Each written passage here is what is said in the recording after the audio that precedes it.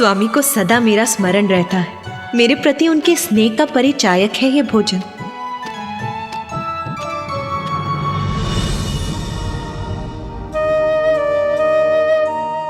इसीलिए कितनी भी भूख क्यों ना लगी हो मुझे, मैं तो उसी भोजन की प्रतीक्षा करूंगी जो स्वामी ने मेरे लिए शेष रखा।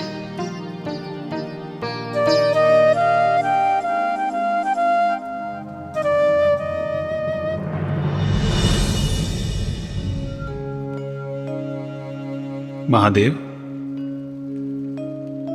आपने वचन दिया था कि आज आप अधिक मात्रा में भोजन करेंगे, तो फिर आप अपनी थाल पर भोजन क्यों छोड़ रहे हैं? क्योंकि नारायण, मैं तो सदा उमा के लिए भोजन शेष रखता हूं। महादेव, आज आप देवी पार्वती के लिए भोजन कदापि शेष नहीं रखेंगे। नारायण, ये आप क्या कह रहे हैं? भोलेनाथ, आज कोई प्रश्न नहीं। जब आपने सब मुझ पर छोड़ा है तो मेरी लीला मेरे अनुसार ही होने दीजिए।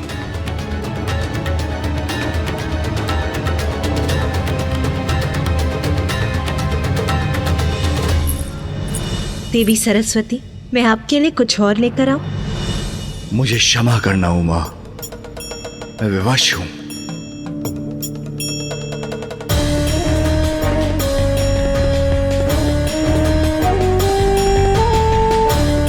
नारायण को वचन दिया है, इसलिए मुझे ऐसा करना ही होगा।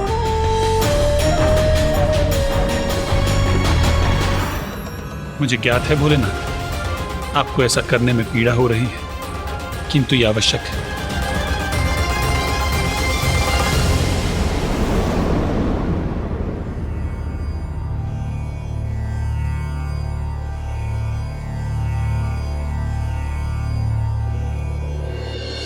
सब कुछ बहुत अच्छे से हो गया ना स्वामी? भ्राता नारायण, देवी लक्ष्मी, देवी सरस्वती और ब्रह्मदेव सभी ने बहुत मन से भोजन किया। सभी बहुत प्रसन्न हुए, है ना नाथ? हाँ हाँ, मुझे ज्ञात है आप क्या कहना चाह रहे हैं। चिंता मत कीजिए, मैं भी भोजन करने ही जा रही हूँ। उचित है उमा, तो मैं ध्यान में बैठता हूँ।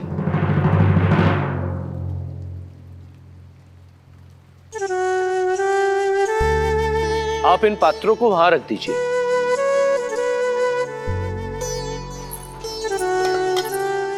नंदी जी, सभी गणों को भोजन दे दिया ना? जी माता, दे दिया है। और पशुओं को? माता, उन्हें भी भोजन दे दिया है। उचित है, तो नंदी जी अब आप भी भोजन कर लीजिए। उचित है माता। माता, सदैव के समान महादेव की थाली आपके लिए रख दी है, आप भी भोजन कर लीजिएगा। जी।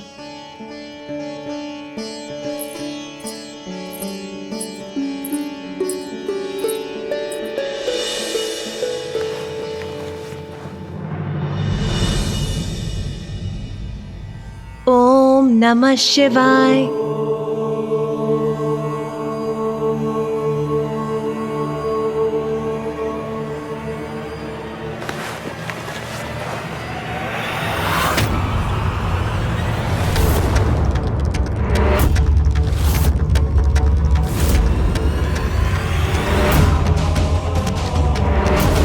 इतना स्वादिष्ट भोजन है कि मुझसे तो रुका ही नहीं जा रहा।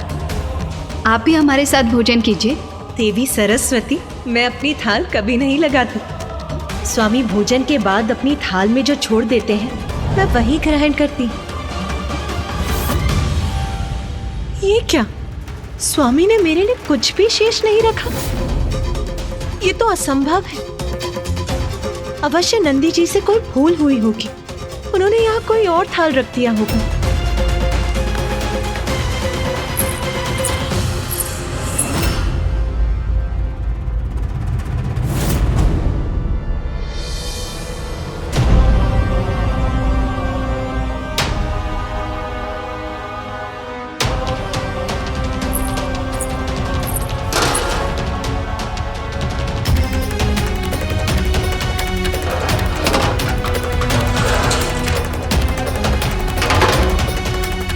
मैंने सबको भोजन कराया, किंतु मेरे लिए भोजन नहीं था। और तो और महादेव ने भी मेरे लिए भोजन शेष नहीं छोड़ा।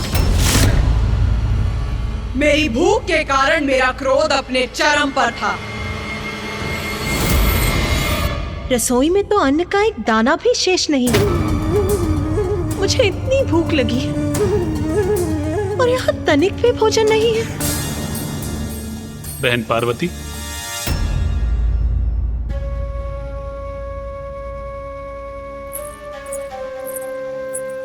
भ्राता नारायण, आप यहाँ? हाँ, मुझे आपकी चिंता हो रही थी। आपने हम सबको इतना स्वादिष्ट भोजन करवाया किंतु स्वयं कुछ नहीं खाया। किंतु आपका भ्राता होने के नाते मैं केवल ये देखने आया था कि आपने कुछ ग्रहण किया अथवा नहीं। नहीं भ्राता, देखिए ना, महादेव को भली भांति ज्ञात है कि मैं उन्हीं की थाल से खाती हूँ, फिर भी उन्होंने मेरे लिए कुछ नहीं छोड़ा। कुछ नहीं छोड़ा? सर्वथा अनुचित किया महादेव ने। महादेव आपके पति हैं। पति भर्ता होता है और पति का दायित्व होता है कि वो अपनी पत्नी का भरण पोषण करे। इसलिए महादेव से मांग करने का, उनसे पूछने का कि उन्होंने ऐसा अनुचित कार्य क्यों किया, आपका अधिकार है।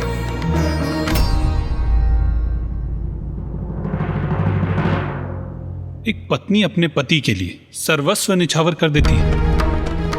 आपको स्मरण है ना कि देवी लक्ष्मी ने मुझसे पूर्व भोजन ग्रहण करने से मना कर दिया था।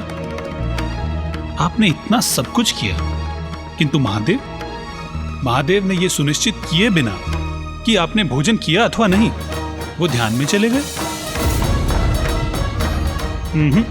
सर्वथा अनुचित किया महादेव ने। एक पति का दायित्व होता है कि वो अपनी पत्नी का भरण पोषण करे, और यदि महादेव ने अपना दायित्व नहीं निभाया तो उनसे क्रोधित होने का, उनसे प्रश्न पूछने का पूर्ण अधिकार है आपका। आप उचित कह रहे हैं भ्राता नारायण। मैं भूख से व्याकुल हो रही हूँ और महादेव को मेरी तनिक भी चिंता नहीं।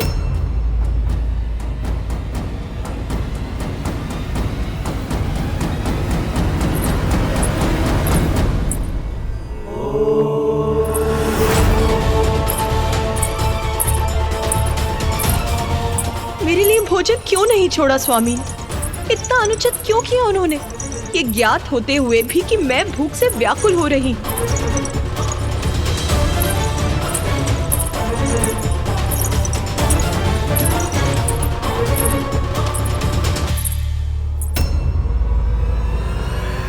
ये क्या नाथ, मुझे आपकी पत्नी को भोजन का एक निवाला भी प्राप्त नहीं हुआ और आप यहाँ निश्चिंत होकर ध्यान मग्न बैठे। आपने भोजन के लिए सभी अतिथियों को आमंत्रित किया, जिसकी सारी व्यवस्था मैंने की। उनके लिए भोजन पकवाया और मुझे तनिक भी भोजन प्राप्त नहीं हुआ। और इससे अनभिज्ञ यहाँ शांति पूर्वक आप ध्यान कर रहे हैं।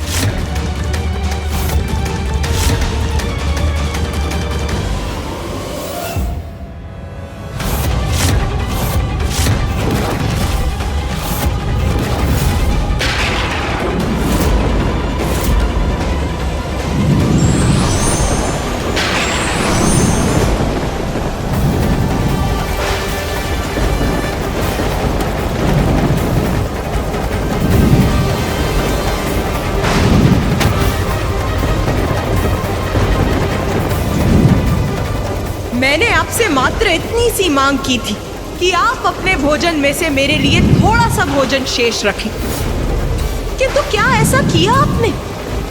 नहीं।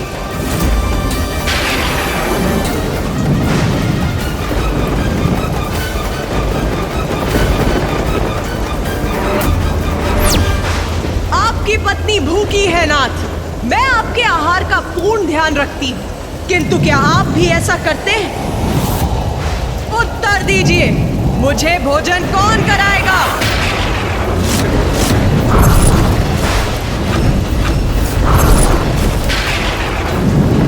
उचित है, यदि मेरे पति मेरा ध्यान नहीं रखेंगे तो मैं अपना ध्यान स्वयं रखूंगी। वैसे भी जगत जननी हूं मैं, संपूर्ण जगत का ध्यान रखती हूं, तो अपना ध्यान क्यों नहीं रख सकती? यदि आपको नहीं है महादेव, तो मैं अब स्वयं अपनी भूख मिटाऊंगी, स्वयं अपनी भूख मिटाऊंगी। यदि आपको मेरी चिंता नहीं है महादेव, तो मैं अब स्वयं अपनी भूख मिटाऊंगी।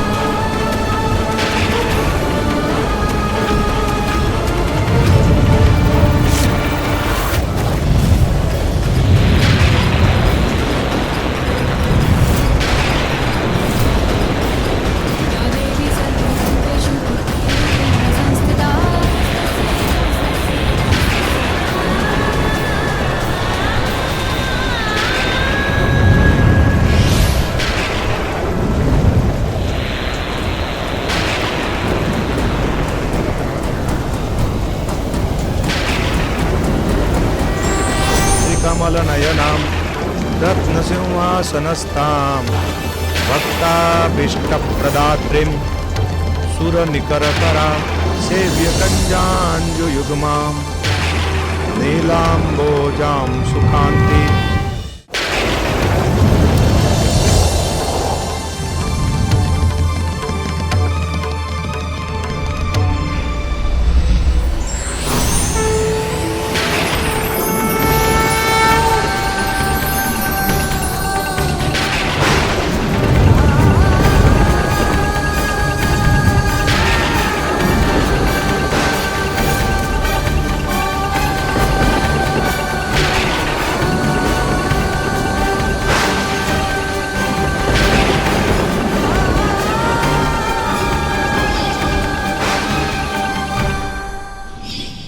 अपनी भूख मिटाने के लिए मैं क्या कर बैठी?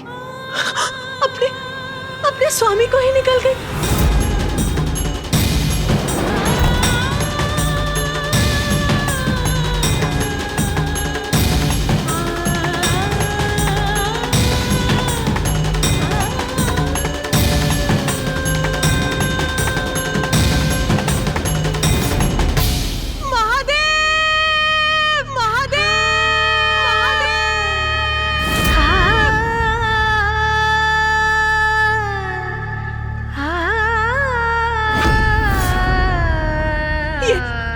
मुझसे क्या हो गया नाथ?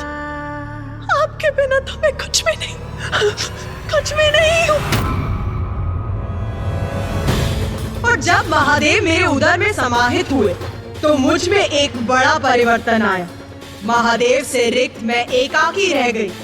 मेरे समस्त आभूषण, सजग रेशमी वस्त्र आदि क्षीण हो गए और मैं हो गई कठोर, निर्मम, तटस्थ। और फिर जब मुझे समझ आया कि मैं क्या कर बैठी हूँ, तो मैं अपने ही अपराध बोध से ज्वलित हो उठी और पश्चाताप की उस अग्नि से मेरा तन वाष्प बन उठा।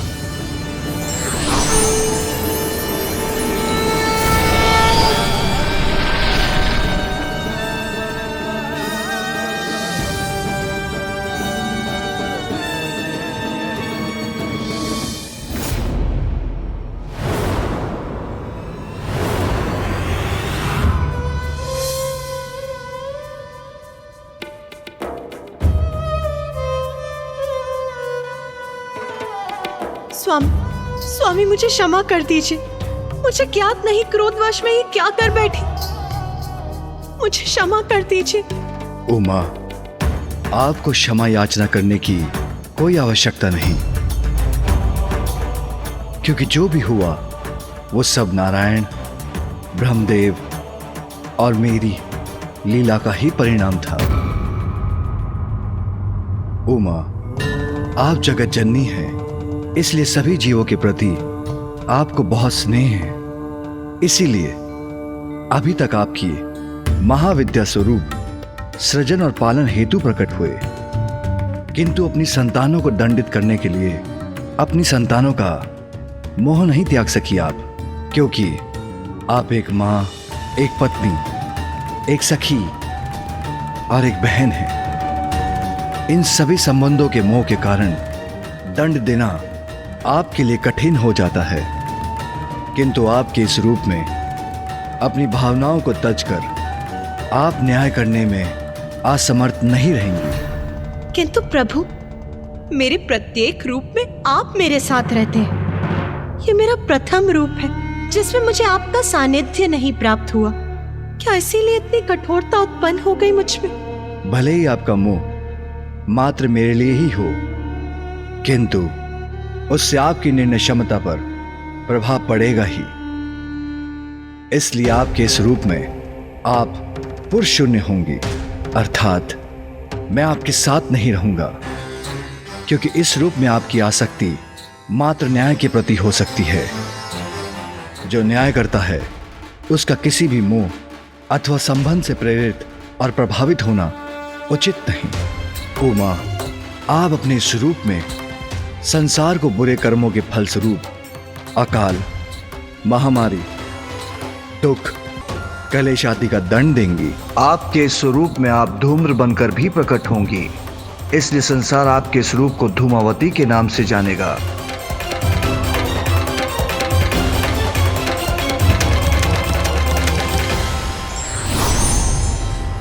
हमें क्षमा कर दीजिए देवी पार्वती, हम ये लीला करने पर बाध्य हो गए थे, जिससे आपका सप्तम महाविद्या स्वरूप प्रकट हो सके। देवी पार्वती, आप देवी धूमावती रूप में सदैव श्रेष्ठ न्याय करने का अति आवश्यक दायित्व निभाएंगी, क्योंकि जब बुराई के पथ पर चलने वाले अपने जीवन काल में दंडित होंगे तो वो स्वयं को सुधार कर अपने शेष जीवन में अच्छे कर्म करने को प्रेरित भी होंगे। उमा, हमें ज्ञात है आपका 16 श्रृंगार आपके लिए अत्यंत महत्वपूर्ण है, जैसे सुमंगली कड़ियां, आपके केश की चोटियां, सिंदूर, आपके शीश को सुशोभित करने वाले पुष्प, मंगलसूत्र, बिछियां, इन सभी का परित्याग करने के लिए कह रहे हैं हम। और उससे भी अधिक आपको मुझसे दूर रहना होगा, क्योंकि संसार के कल्याण के लिए आपको यह अवतार लेना ही होगा। आपने तो सदा सृष्टि को अपने से ऊपर रखा है, इसलिए मैं एक बार पुनः अनुरोध करता हूं, आप एक बार पुनः संसार के कल्याण के लिए ये सब त्याग दीजिए प्रिय, ये सब त्याग दीजिए प्रिय, ये सब त्याग दीजिए प्रिय।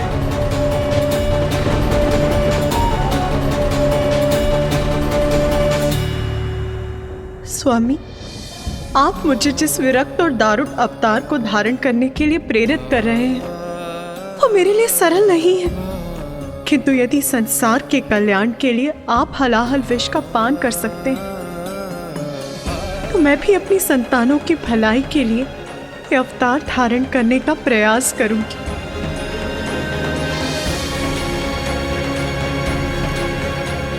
मुझसे दूर रहना तो आपके लिए भी सरल नहीं होगा नाथ, किंतु यदि मुझे निष्पक्ष होकर न्याय करने हेतु ये पुरुष शून्य अवतार लेना होगा तो मुझे ये भी स्वीकार है।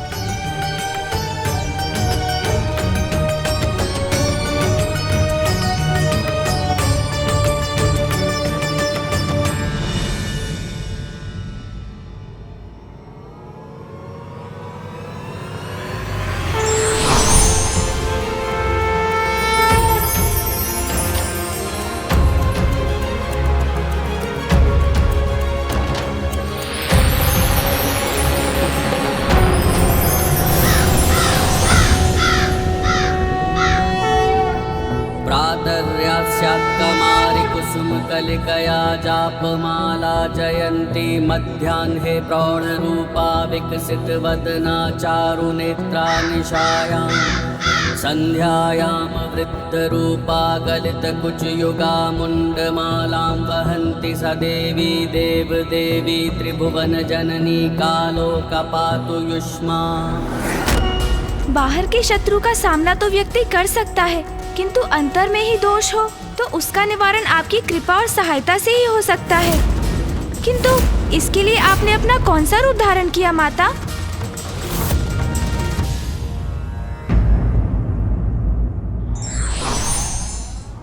ईश्वर के प्रत्येक स्वरूप और उसके कार्य से हमें ये प्रेरणा मिलती है कि त्याग एक बड़ा धर्म है।